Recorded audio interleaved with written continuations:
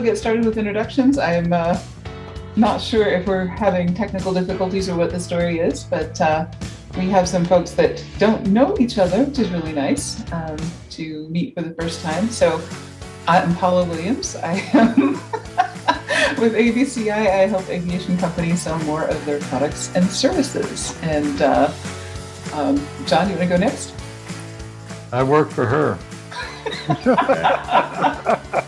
We know how that goes. Yes. Yep. Jean has a boss also. So, David, you want to go next since we'll do an order of arrival. Sure. My name is Dave Pearl. I am the fly writer. I write for aviation businesses. If you need something in writing, I can write it.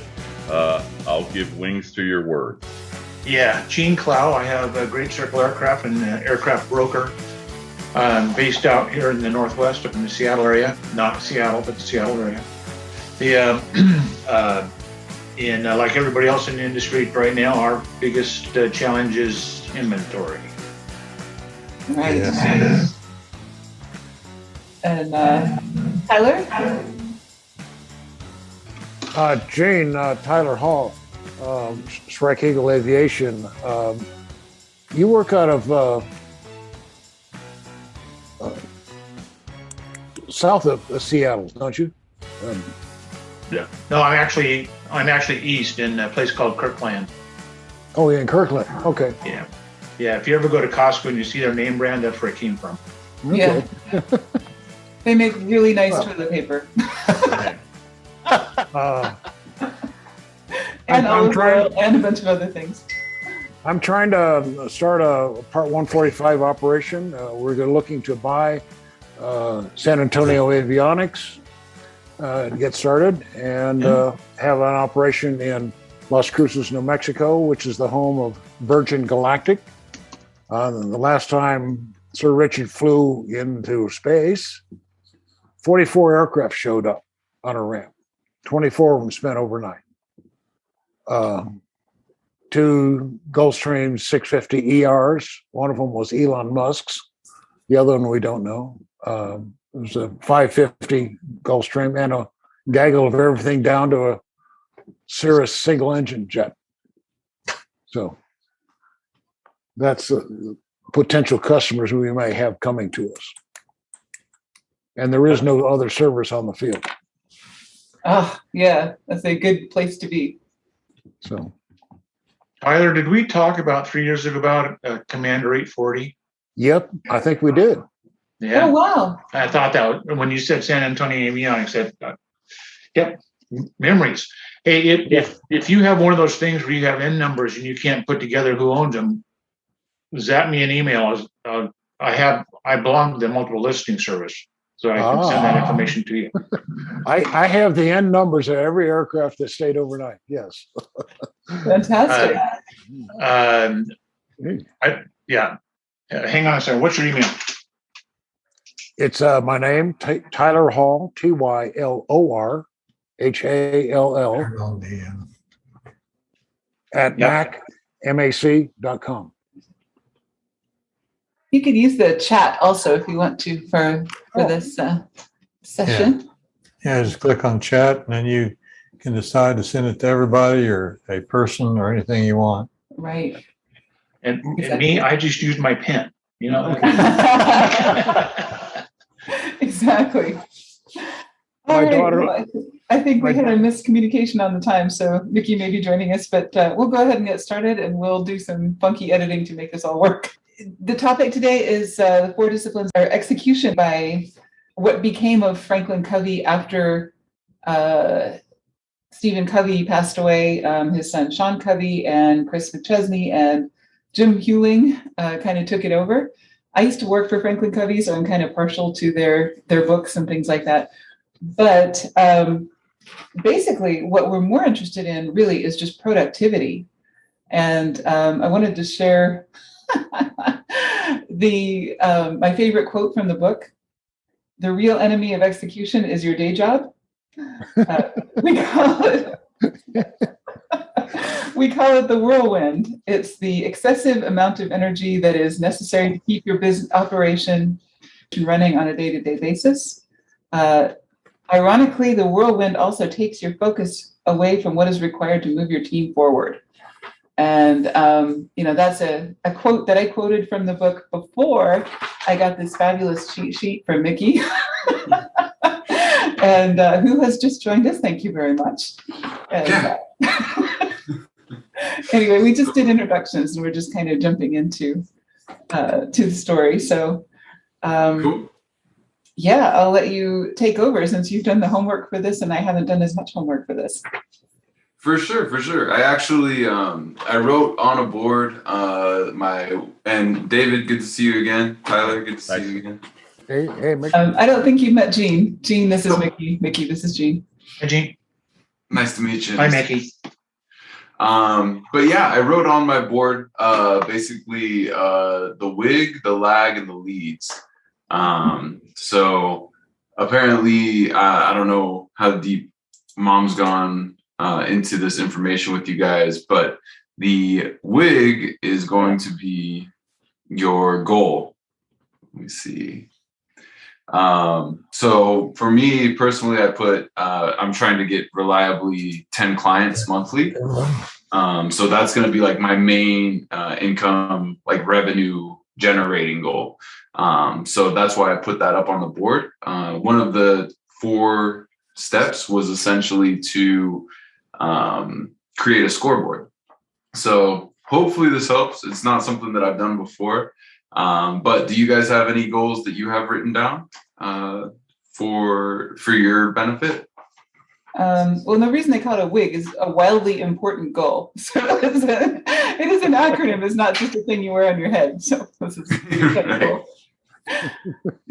Right. I was trying to. Yeah. Yes. So what about you, Mom? What is your wildly important goal?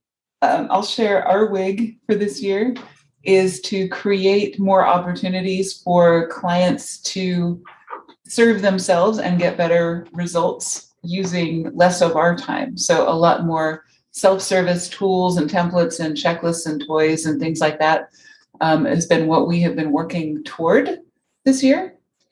Okay. And, that way we can help our clients get better results while spending our time on the things that are the most important for our clients, where things that they could do themselves, they can just go get a template and do the thing, Mm-hmm. Absolutely. Yeah. Absolutely. So you're trying to set it up so that it's more like a self-service type thing for your clients and more automation for them to achieve their goals. Mm-hmm. Cool. Right on. I think that's good. How about David, Jean, Tyler? I don't know if you guys got a chance to read the book or any thoughts. No, I didn't have a chance to read the book. It sounds interesting. For my goal has been to raise $1 million. I'm looking for an investor to, back what we need to get done, and I've tried to do small business before without money, and that just fails. I'm not doing this without enough funding to keep us going. But there's a huge demand, as Jane will say. The number of good airplanes to sell out there is little, and a lot of them need upgrades. Yeah. And so let me ask you a question. You say you're looking for $1 million. Most companies, when they go after money, don't ask for enough. Is that enough? that's enough for the first round. There'll be a second round after that for another $2 million. We're going to try to buy Southwest Aviation in Las Cruces. When Virgin Galactic had that flight, they sold more fuel in 4 days than they do in a month. Wow. Now, I can't even put a number to that really without upsetting SEC rules, run the numbers out, If they start doing a flight every week, it's going to be huge. This is the only airport you can get to next to spaceport. Yeah. You cannot land at spaceport. That's underneath the White Sands Missile Range exclusion area. One thing we've learned from experience is that it's easier to raise $1 million than it is to raise 10,000. So I think you're in the right category. It's the strangest thing, but I think investors know if you're not seeking enough that you're not experienced and things like that. So I'm glad you're going after a big number for your first round. That's cool. Cool. And Gene, are you working with Tylor on that? Are you guys both in Arizona or? No, I'm out in the Seattle area, and it's great to catch up with Tylor again. I'm still looking for that page in my database. I know I'll find it, but which I might not because I was hacked in 2017. But that's another story. No, not working with him on at this time. Okay. Do you have any wildly important goals that you'd care to share? Anything that's your current objectives or anything like that? No, I'd have to shoot you. I just can't.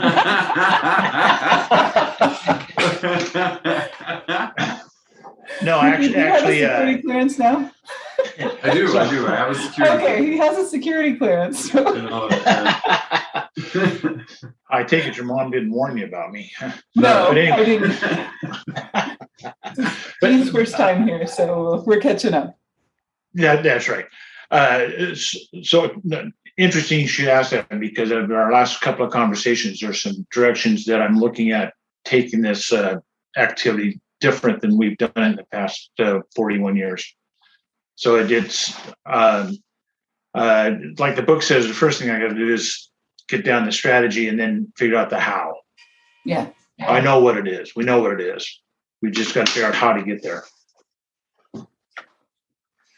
Cool. Well, I mean, that's good. I mean, as long as you know what it is, for sure. Do you have it written down somewhere, or like any sort of a scoreboard set up, or is it probably might be a little too secret for that? You might want it's only secret because your mom has it too. Gotcha. Cool. Yeah. We keep How about you, David? Very well.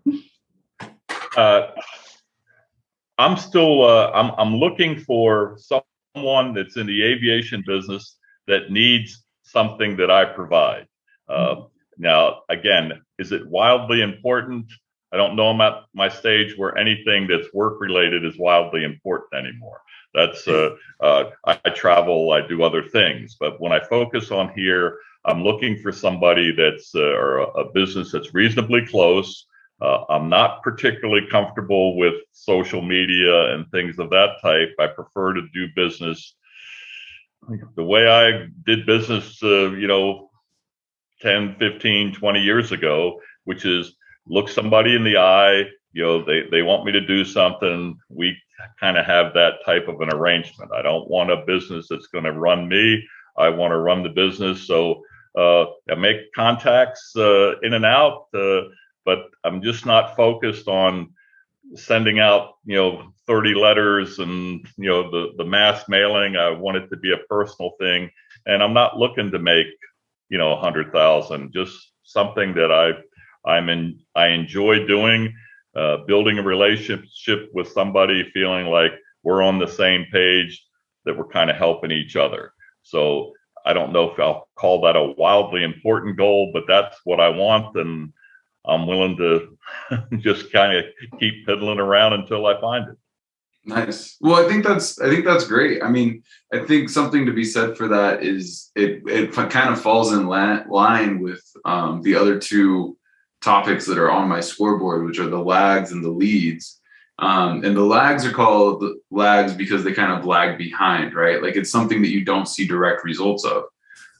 So you showing up to meetings like this, you doing this sort of thing, or even considering this type of thing while you're in your travels or what have you, those can be lag things, right? Those are things that get you closer to your goal, even though it may not be super defined, and you definitely don't see instantaneous results by any means, because you're not, like you said, you're not sending out 30 mailers or anything like that.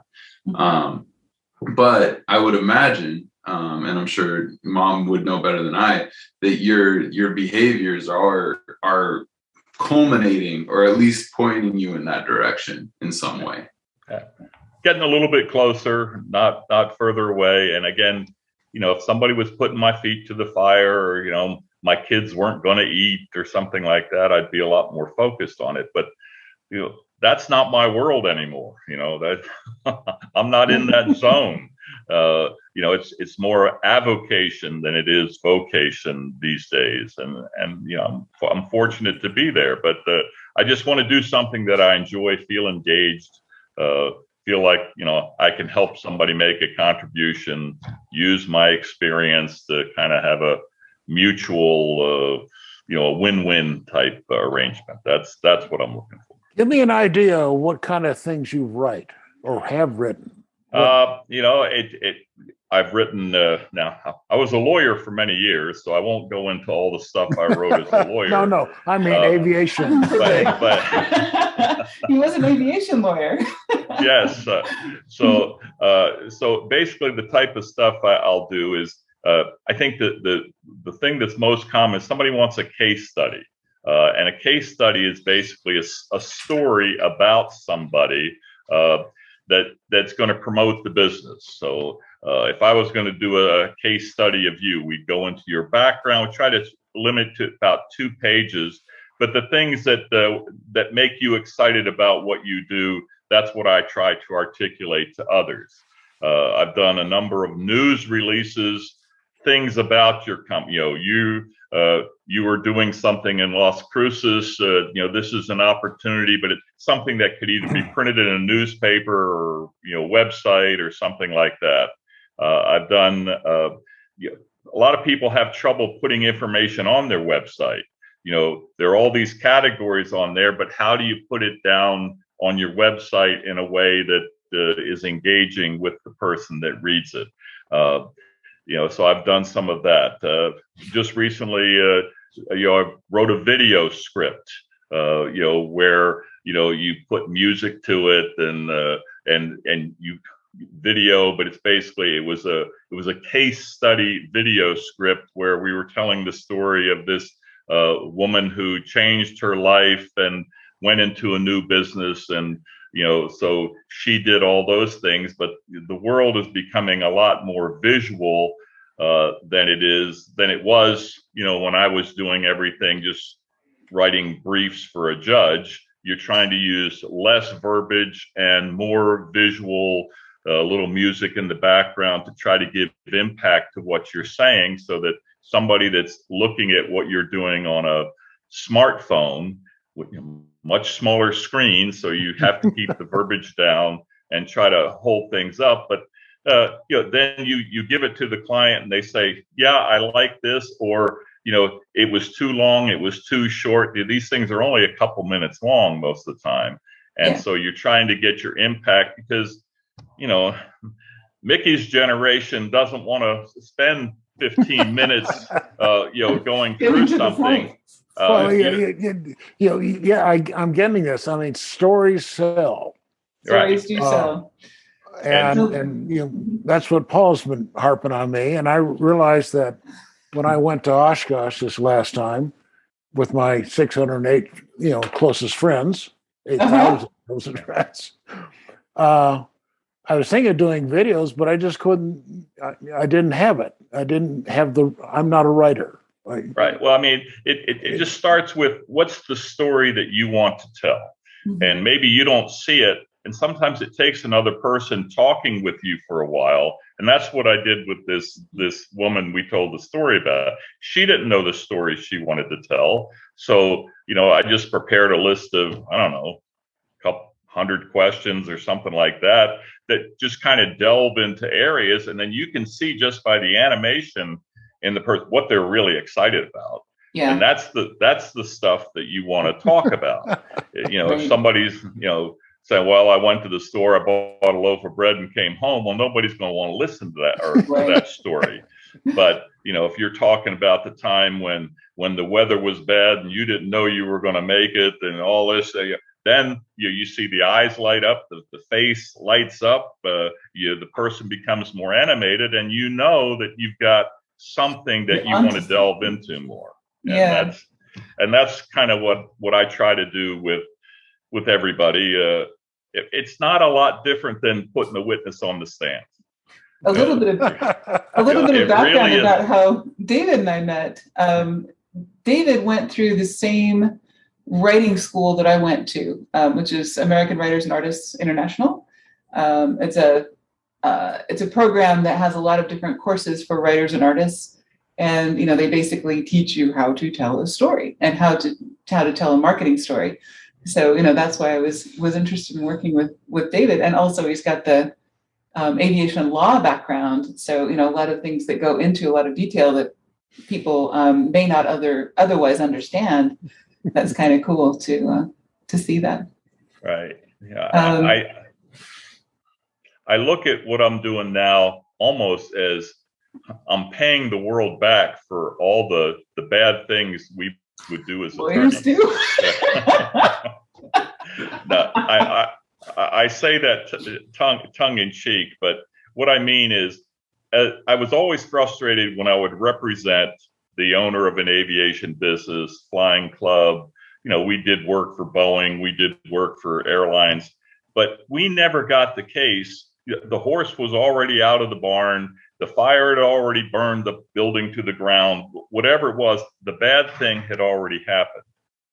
And what I was interested in doing was more, if I could have been there a year before the accident happened, I thought I could have helped them just rearrange their procedures somewhat so this bad thing wouldn't have happened, or at least it wouldn't have been as bad.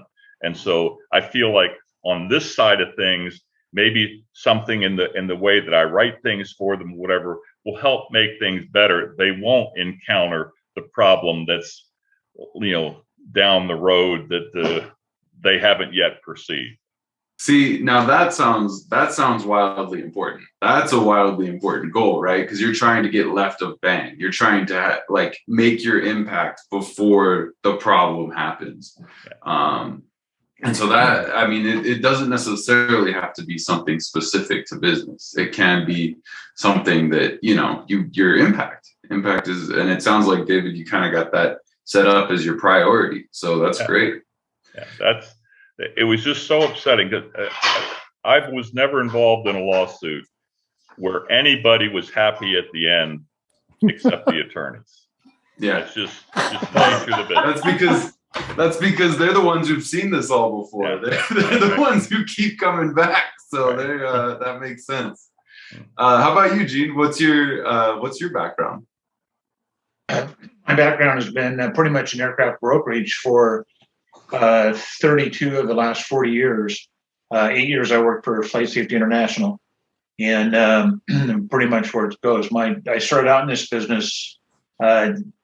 People like this. I started out in this business flying helicopters for the Army, and after I got tired of being shot at, I decided that wasn't such a good way to go. So I finished up my education at Portland State University, and every time an airplane flew over, I got up and looked outside and decided one day I didn't want to be an accountant anymore.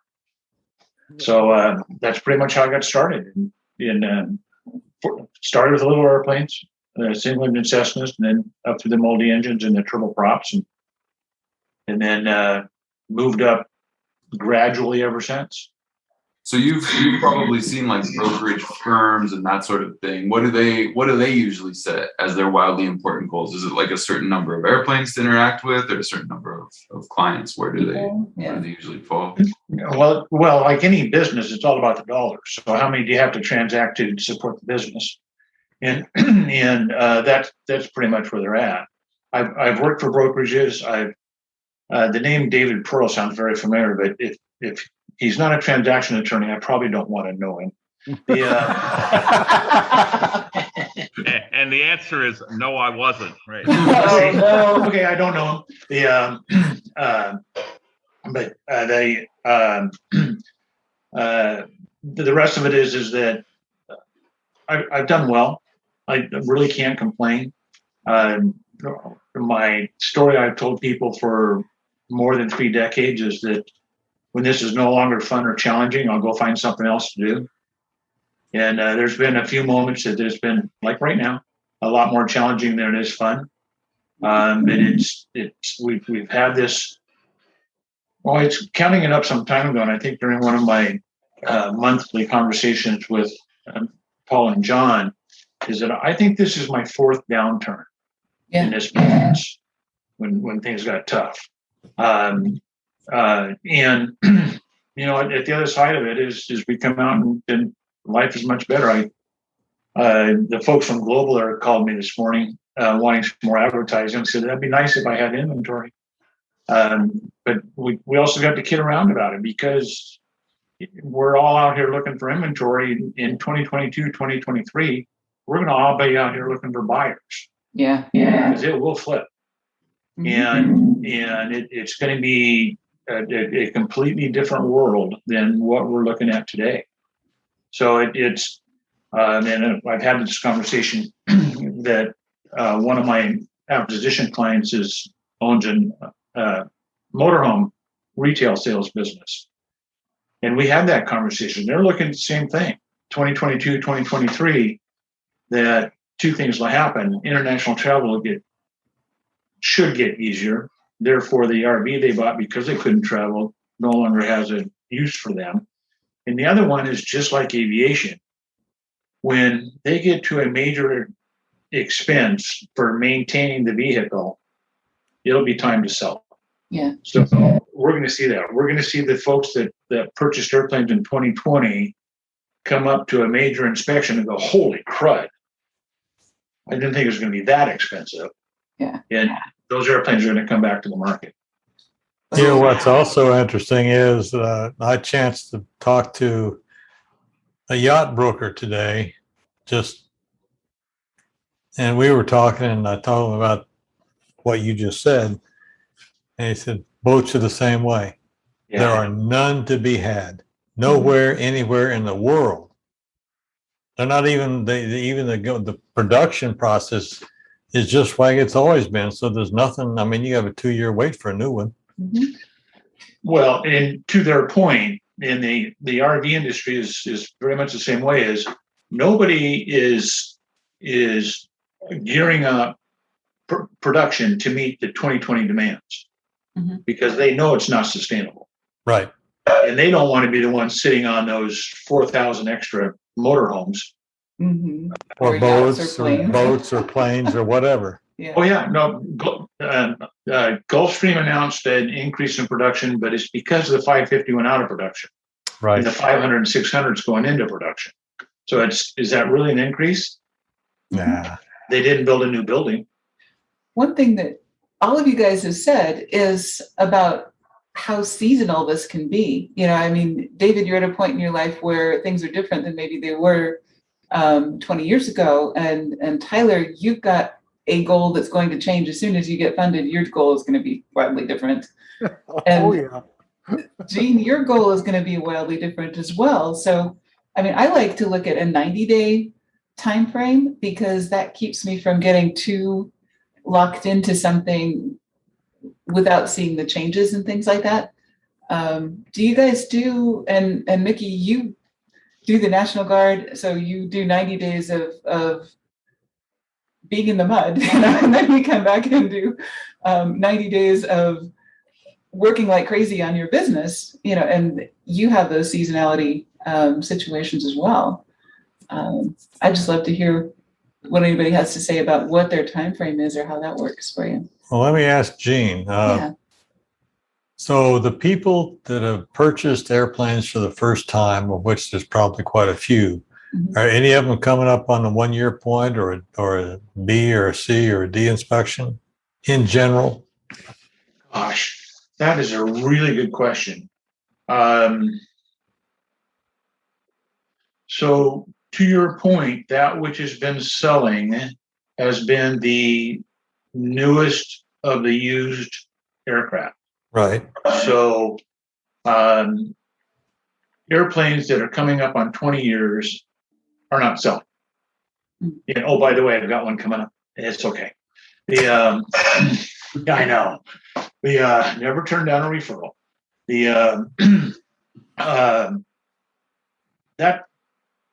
That's a really good question. If somebody were to go back and look at the bubble as to how old was the airplane when they bought it versus scheduled inspections are coming up. Yeah. Because calendar inspections never go away.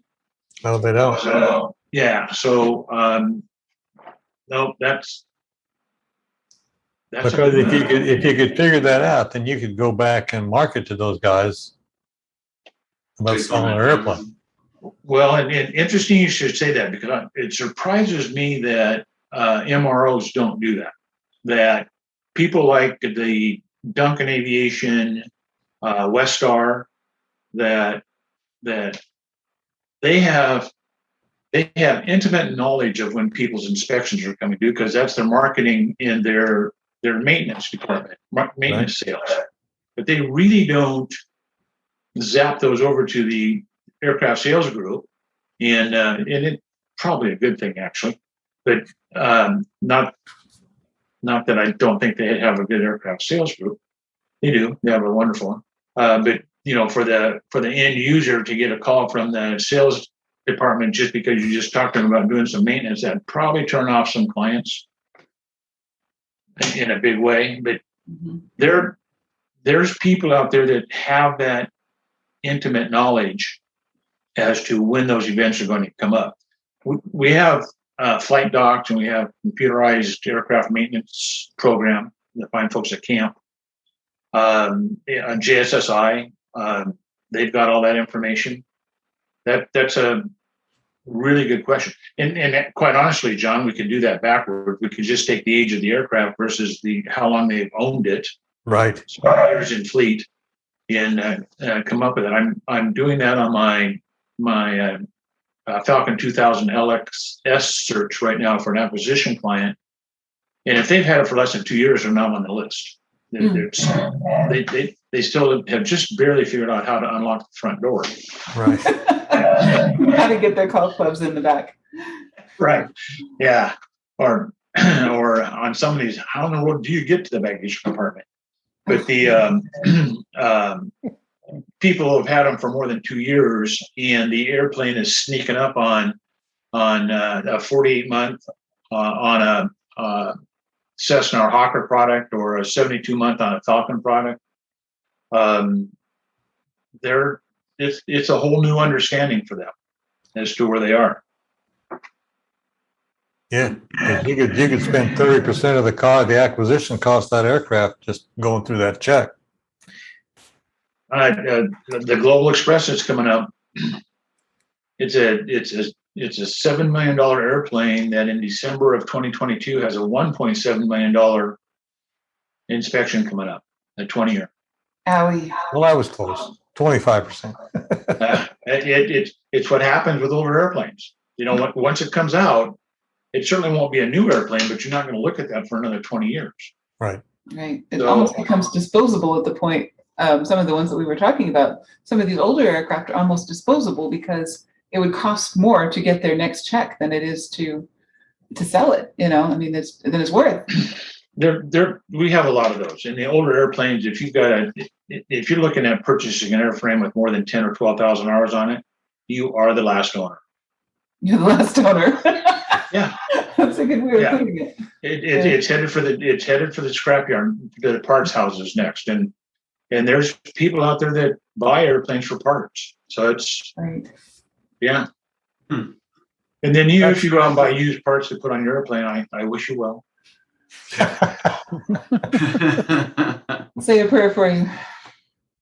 Shoot. Well, another part of the book that I liked was the weekly accountability talks. Something that stood out to me. I just recently started hiring tutors. I got a couple tutors with me now. And something that I really liked about it for the weekly accountability talks is that you should verbally share your goals. You should get your team around you to verbally share their goals. And what was interesting to me is that those goals should be developed by themselves. So for me, I always think very linearly of the hierarchy, right? I'm in charge, I tell people what to do, and then they go execute. But if you set up your goal as this is what I want to do, people will naturally say, this is what I can contribute to that goal. Particularly if they have a role, in your organization. And I don't think any of my tutors are at that point just yet. They've been worked with me for a month or two. But and in your guys's role, right? Like all of you guys seem very plugged in. Like you guys are playing pretty high level chess about 25-year inspections and the airplane bubble and RVs and yachts. Like you guys are pretty high level players.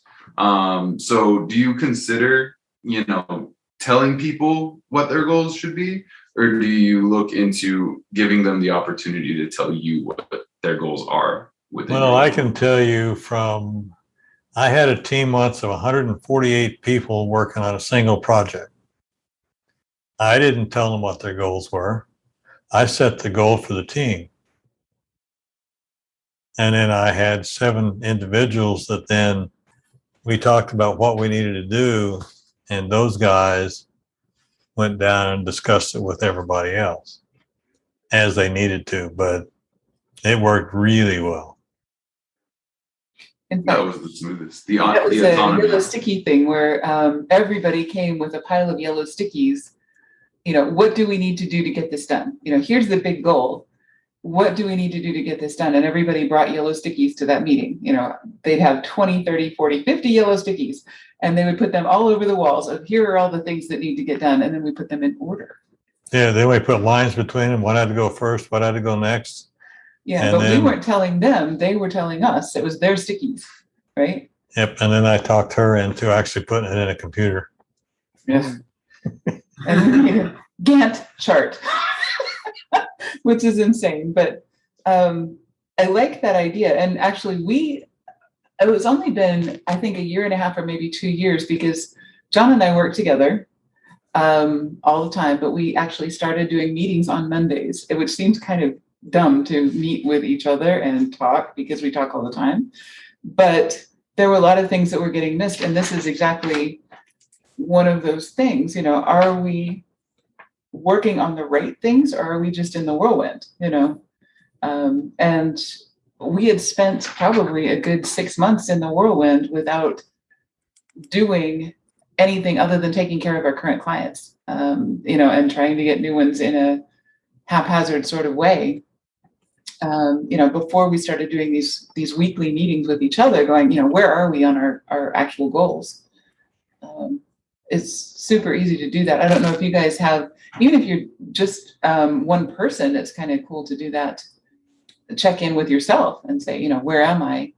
Well, and we started doing something that I learned from corporate America, and that is you got to have a plan for more than a year. So we do a 1, a 5, a 15, and a 50-year plan. And it doesn't matter that we may not be in the business in 50 years. Planning is the key. You decide what's going forward, and every year that changes. Because in our case, we update all of those things every week, which is a little overkill, but until we get stabilized, we'll continue to do that. But then after that, at least annually, we'll change the 1, we'll update the 5, the 15, and the 50. And you'd be surprised how looking at that 50-year plan, you say, oh, you know what? We need to think about something back down here. And then you look at that and change that, and that helps you propel your business into the future.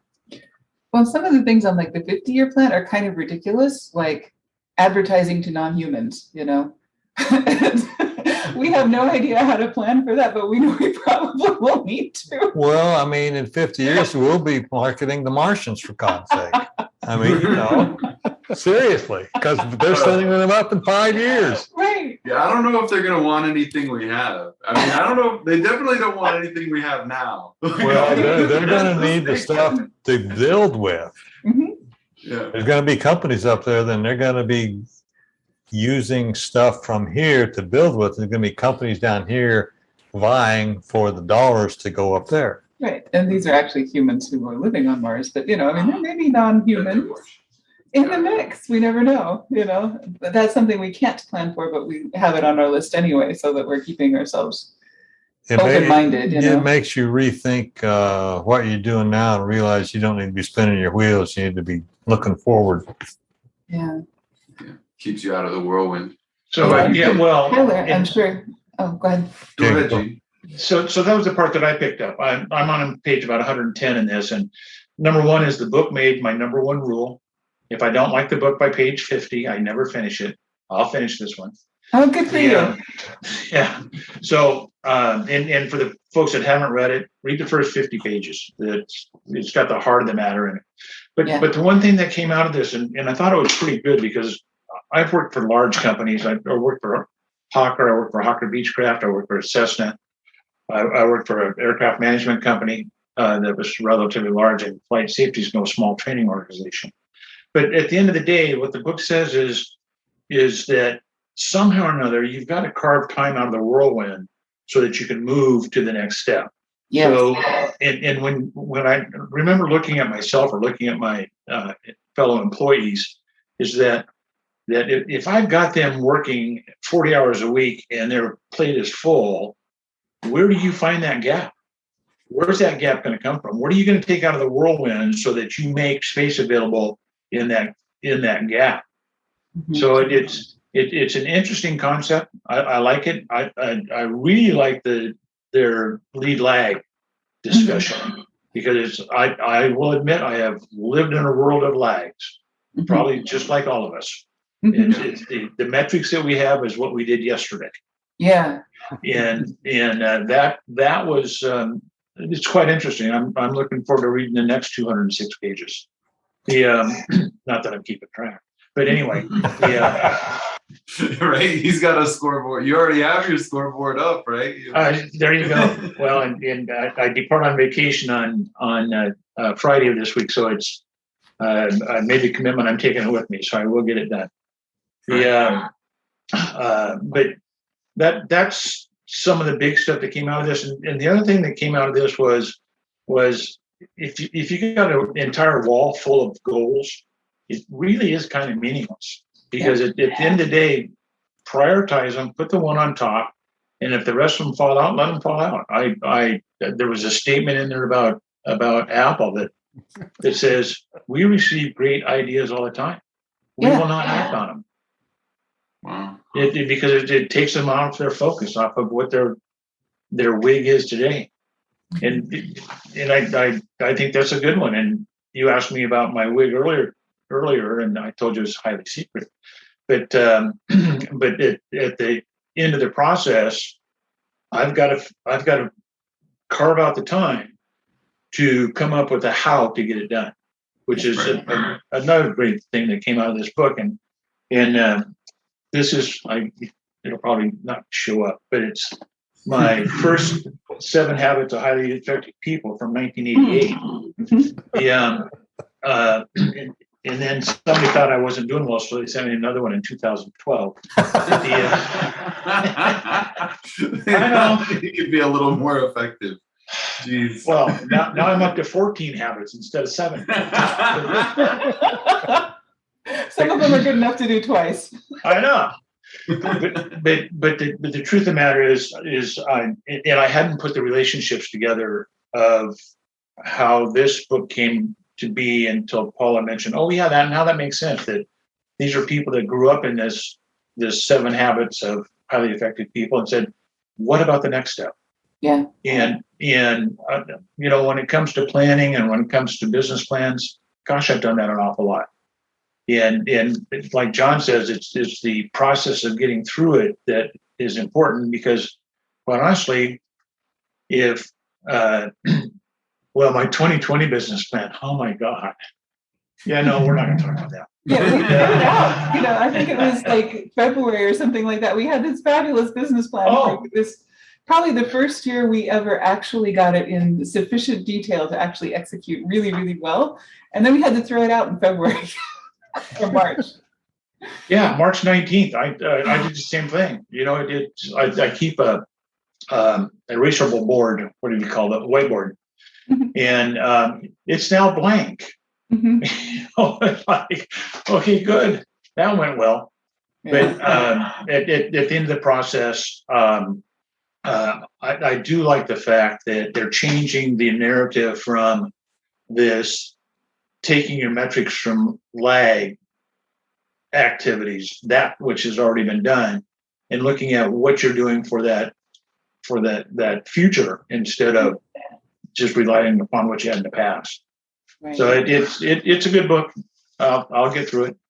Good. I just want to add a footnote to what you said. I worked for Bendix and Allied Automotive and other large companies, IBM amongst them.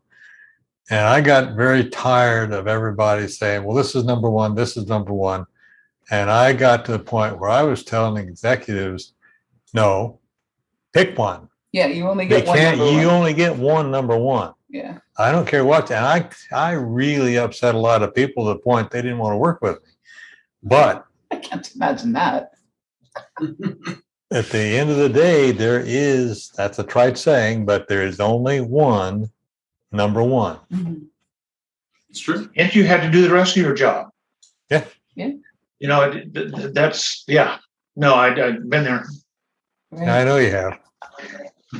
Yeah, and I'm sure, David, like, you know, when you're in the middle of cases and things like that, your case is your wig, your wildly important goal for the duration of that. And then, you know, when you end up with a project with someone, that is your wig for the duration. And, you know, same with us when we have clients with a wig.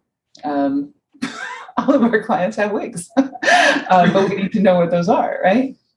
Right. Well, you know, I think just, you know, in my experience, because a lot of when we would go to trial, they were big trials. And so your wig would be what you were going to do that day. What was the one witness that you were going to put on? And really with that one witness, because he might be on the stand for several hours, what was the one thing you had to get accomplished with that witness? And so you would focus on that. And then, so instead of looking at this case that would maybe last 3 months, you'd focus on, well, you know, today, and it didn't always go well. You know, sometimes the witness would get confused or the other side would get some points. And so you'd regroup and maybe you would change your plan for day 2 or day 3 or whatever it was, but you were constantly reevaluating what you did.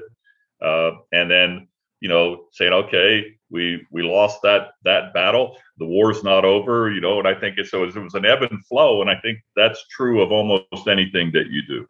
Yeah, that's true. And Tyler, you worked on monster projects. I'm sorry. Go ahead. No. I was just going to say, Tyler's worked on monster projects, like, you know, massive airport infrastructure projects and things like that. So how do you manage that? Tyler? Oh, sorry. Can you hear us, Tyler? Oh, I'm sorry. I was thinking of something else. Ask no, your that's question okay. again. I'm sorry. Oh, no, that's okay. I just, I know you've worked on these massive airport infrastructure projects that probably take months or years to accomplish. Oh, yeah. Yeah. So do you break those up, or how do you manage that, those monster projects? Well, you got to pare it down to where are we now? What is the next procedure to get done?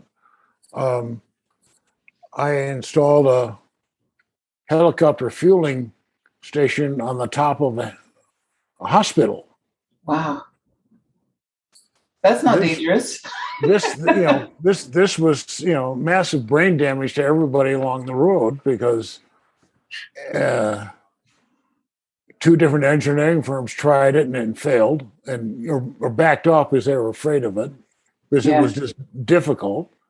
You know, I was looking at it as a pretty straightforward, you know, process. Is okay, double wall stainless steel piping up 8 stories. Okay, that's to take a very special welding guy to do that. It's all welded pipe, and we had to get the right pump, and it was all done, but it took almost 5 years. Oof. Jeez. Still in operation? No, they called me the other day and said they were shutting it down, and I just, pulled my hair out. How dare you? They reduced flights off the top of the hospital by 60%. Oh, Made the surrounding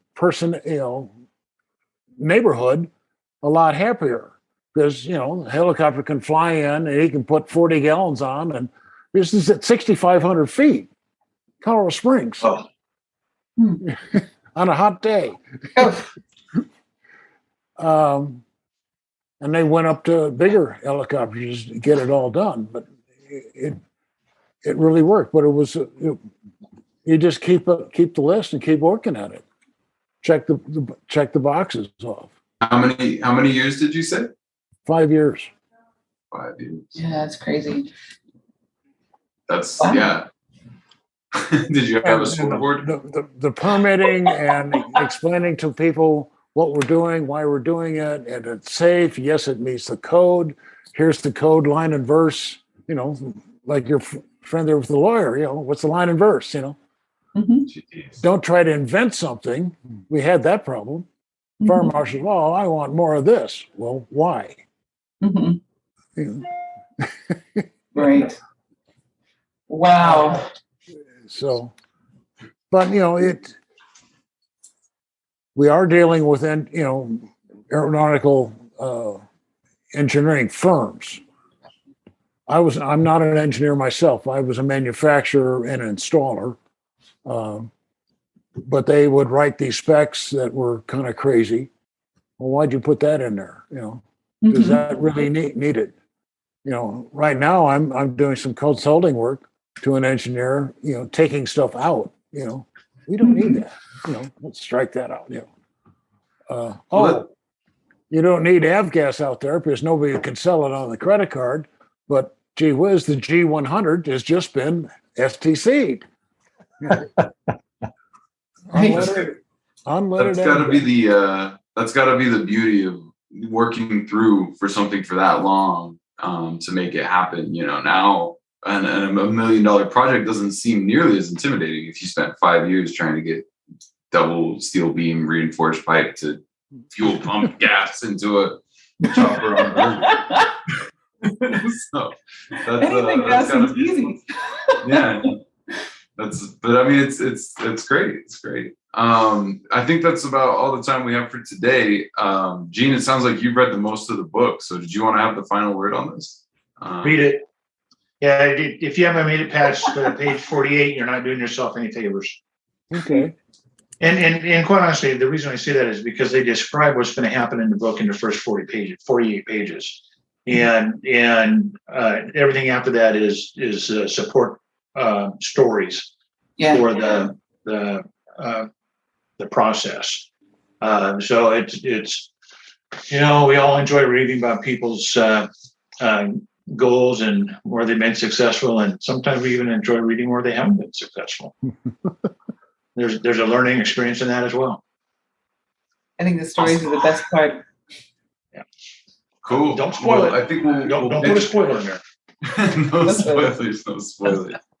Cool. Well, I think we should pitch out. Did you guys do pitches to get started here? I'm sorry. We kind of did introductions, but not as well as you do. So. Okay, cool. Well, so just say who you are and what you do, and we'll just go in order. I should go last, but I'm going to go first. Because I'm going to go first. But and then we'll have Mom go, and then Gene, Tyler, and then David, if that works for everybody. So my name is Mickey Gamonal. I'm an ASVAB tutor. So if you or anyone you know is going into the military, feel free to reach out to me to get your best ASVAB score and your best military occupational service. Paula Williams with AVCI. We help aviation companies sell more of their products and services. Ibn.